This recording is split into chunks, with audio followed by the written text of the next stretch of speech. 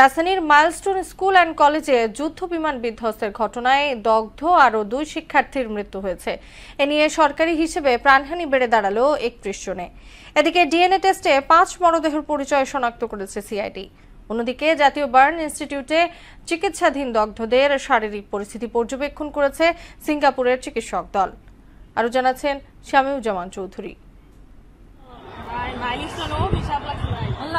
গত বুধবার milestone school and কলেজে বিমান বাহিনীর যুদ্ধ বিমান বিধ্বস্তের ঘটনায় দগ্ধ আরও 2 শিক্ষার্থীর মৃত্যু হয়। মারা যাওয়া শিক্ষার্থীরা হলো মাহতাব রহমান ও মাহিয়া।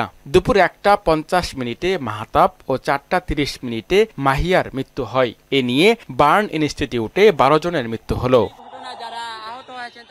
এদিকে ডিএনএ টেস্টের মাধ্যমে পুড়ে অঙ্গার হয়ে যাওয়া 5 মরদেহের পরিচয় শনাক্ত করা হয়েছে। পুলিশের অপরাধ তদন্ত বিভাগ সিআইডি এসব মরদেহের বিপরীতে 11 জনের ডিএনএ নমুনা সংগ্রহ করেছিল।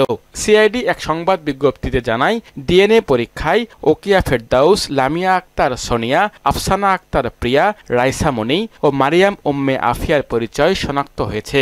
মরদেহগুলো সিএমএইচের হিমাগারে রাখা হয়েছে।